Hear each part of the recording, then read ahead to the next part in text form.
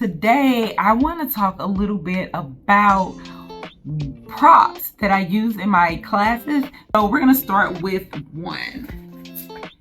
Yoga cards, yoga pose cards. Our family's doing yoga. We clearly have our own, and they have affirmations.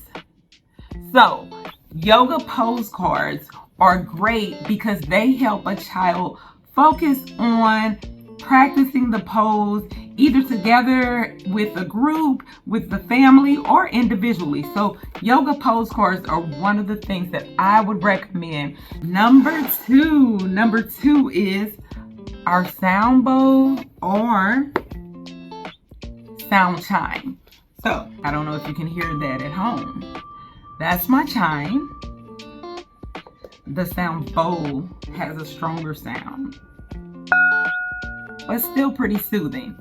So the sound bowl and the sound chime are really great tools that you can use in your classroom if you're transitioning from one activity to the next.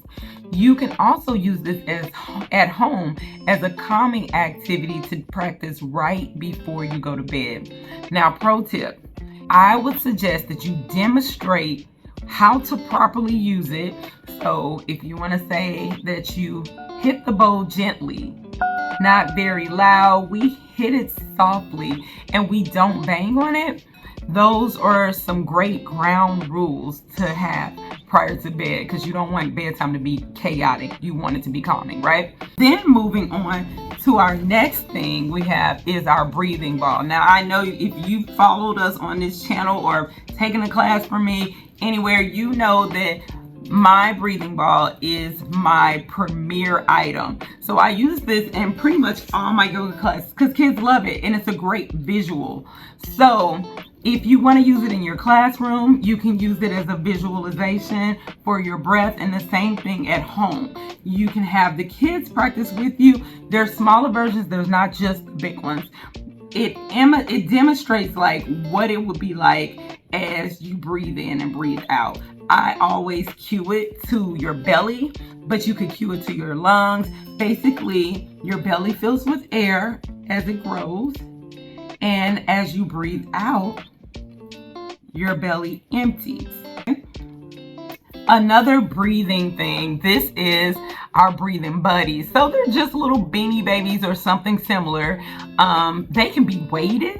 They can just be light, regular stuffies. But how we use this in the classroom or at home is also a visualization of breath. So if you have a time where you just need some quiet time and you want to have the children lay on their backs, they place this on their belly. And what they do is they connect with their breath by watching their belly rise as they breathe in and deflate. And so what the breathing buddy does is it rises when they breathe in and it goes down when they breathe out. So it's a great way to connect to breath. And then last but not least, books. Books are great. Of course, I'm going to share our family's doing yoga, but there are so many great books. Books are great because they help the kids connect their imagination with wellness. And so they get to practice breathing, practice the poses, hear a story about it. They're amazing. So they're great in the classroom. They're great for bedtime at home. All of these props transfer really well into either your classroom or your living room. But before I go, I want to close this out with a couple of breaths. So I'm going to scoot back.